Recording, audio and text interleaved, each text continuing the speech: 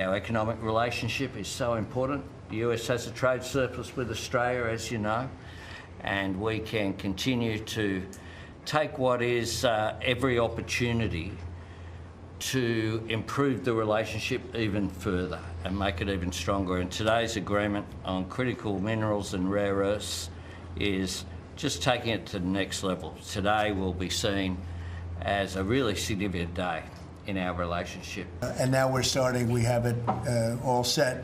With Anthony, we've worked on this long and hard, and we're starting that process right now, and I think it's really moving along very rapidly, very well. Is nothing to guarantee Australia will get the virus? Oh, it's getting. Oh, no, they're getting. Mr. President, been concerned in Australia that it's taken 9 months to get this meeting. Have you had any concerns with this administration, with its stance on Palestine, climate change, or even things the ambassador said about you in the past, the Australian ambassador? I don't know anything about him. I mean, if he said bad, then maybe he'll like to apologize. I really don't know. Did an ambassador say something bad about him? Don't tell me. I don't. Where is he? Is he still working for you? Yeah. You said bad?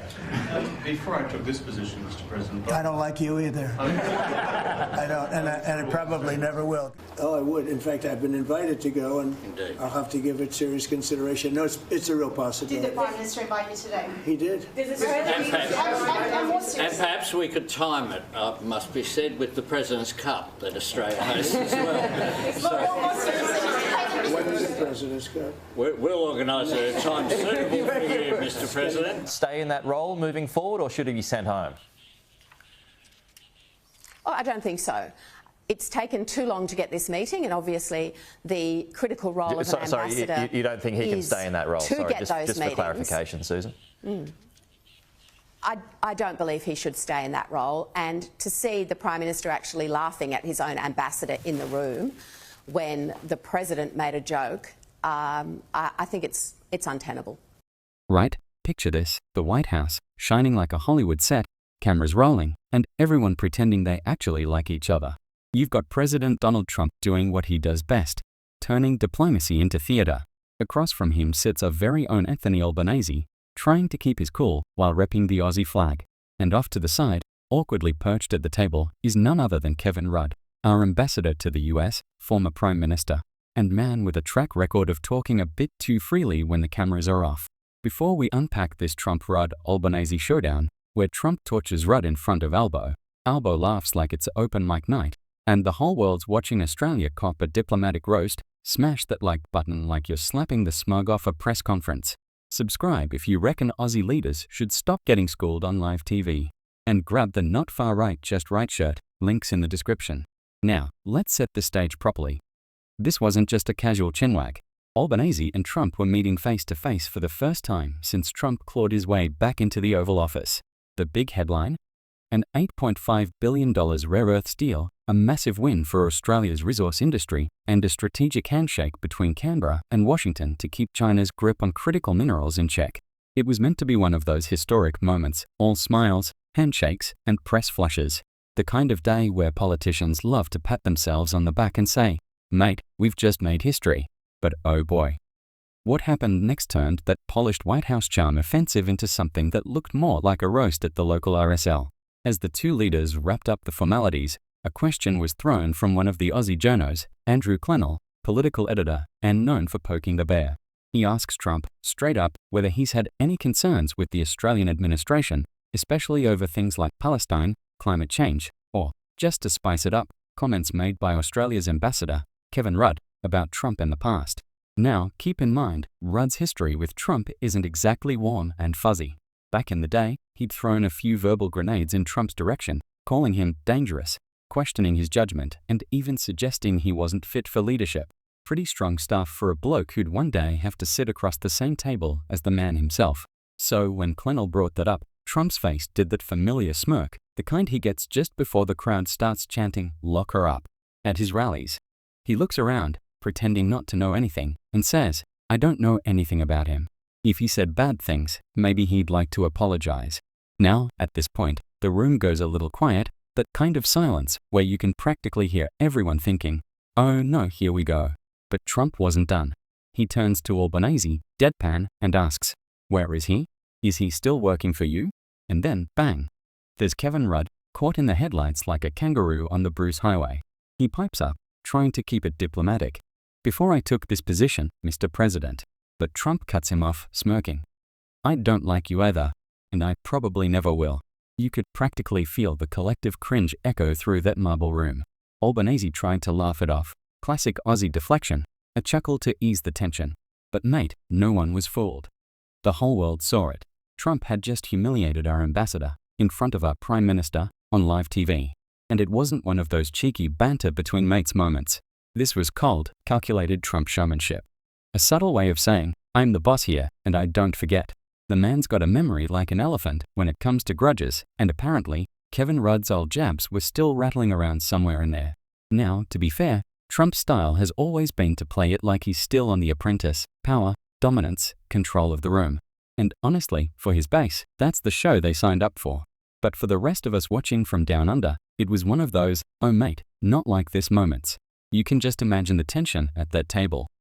Albanese probably wishing he could disappear into his chair, Rudd turning a shade of red that could match a Bunnings logo, and the American press corps grinning like it was Christmas morning. Because let's be real, Trump doesn't do subtle. He does spectacle. And this was spectacle. After the awkward exchange, things tried to roll back to normal. The leaders chatted about AUKUS, submarines, and mutual cooperation.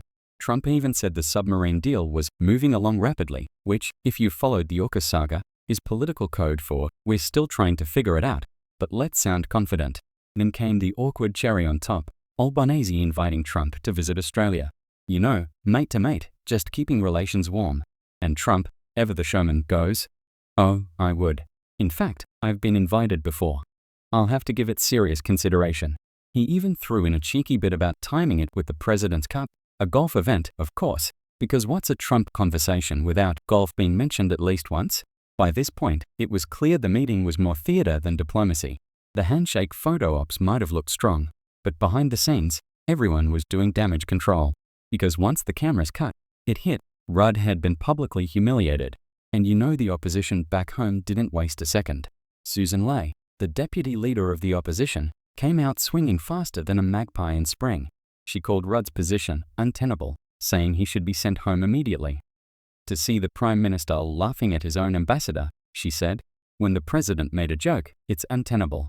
Now, Ley's outrage wasn't exactly subtle, but she wasn't wrong about one thing. It was an awkward look. Rudd, sitting there, copying it from Trump, while Albanese awkwardly laughs instead of defending him. It didn't exactly scream strong diplomatic front. It looked more like a dad laughing nervously while his kid gets roasted by the school principal. And here's where it gets juicy. Word later leaked that Rudd had privately apologized to Trump, trying to smooth things over behind closed doors. Apparently, he'd said sorry for those past remarks that had rubbed Trump the wrong way. But by then, the damage was done. The clip had gone viral. The optics were terrible.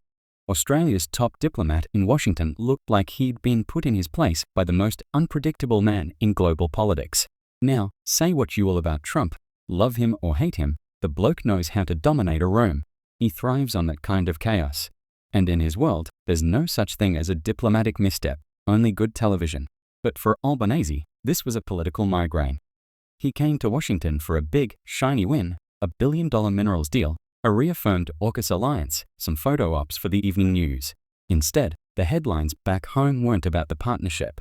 They were about Trump torching Rudd. It's like going to a wedding and having your drunk uncle steal the microphone during the vows. You can't pretend it didn't happen. Everyone saw it. Everyone's talking about it. And you just have to smile through the wreckage. Still, you've got to give Rudd some credit. The man didn't storm out, didn't throw a tantrum, didn't even fire back with one of his famous temper snaps. He just sat there, took it on the chin, and kept the diplomatic mask on. But deep down, you could tell that stung. For a guy who's used to being the top dog, former PM, global thinker, Kevin 07, getting dressed down like that in front of your own Prime Minister? Brutal. And while Trump supporters probably loved it, another America First moment, putting an Aussie diplomat in his place, the rest of the world saw it as classic Trump unpredictability. You never quite know when he's going to go off script and turn a routine meeting into a viral clip. But here's the kicker. Beneath all the spectacle, there's a real tension that this moment laid bare, the uneasy balance in Australia's relationship with the US. We're allies, sure. We fought side by side, traded billions, and backed each other up on the world stage. But when Trump's in charge, that alliance starts to feel less like a partnership and more like a performance. He's not there to hold hands, he's there to remind everyone who's boss. And poor old Rudd just happened to be the day's example. So, what's next? Well, Rudd might keep his job for now, but the political knives are definitely out. Lay and the opposition will keep hammering the point that Albanese failed to back his man when it counted. And Albanese? He'll be praying the headlines shift back to that shiny $8.5 billion deal before this whole fiasco becomes another recurring meme in Australian politics.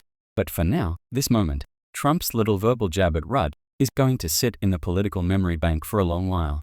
A reminder that in Trump's world, there's no such thing as just business. Everything's personal, everything's performance, and everyone else is just part of the act. And look, you've got to laugh, because this is exactly why Trump keeps dominating the global spotlight. He's not just a politician. He's a showman, a ringmaster in a circus where everyone else is scrambling to keep their dignity intact.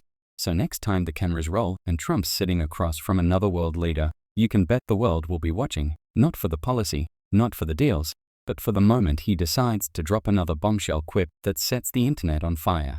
Because that's Trump. The man, the myth, the meme factory. And poor Kevin Rudd, he just learned the hard way what happens when you talk smack about a bloke who never forgets a slight, especially when he's got a microphone and an audience. In the end, that's the Trump effect in full flight, turning diplomacy into a show, allies into extras, and every meeting into a headline. And for Australia, it's a reminder that no matter how close we are to the US, when Trump's behind the desk, we're not walking into a briefing room, we're walking onto a stage. And as Rudd just found out, there's no script that can save you when the star decides it's your turn in the spotlight. Smash that like button if you enjoyed watching the government try to explain its way out of a burning paper trail. Subscribe if you reckon accountability shouldn't be a rare event. And as always, keep your eyes open, your beers cold, and your politicians on a short leash. Because if we don't hold them accountable, no one will. And don't forget to grab the Not Far Right Just Right shirt, links in the description.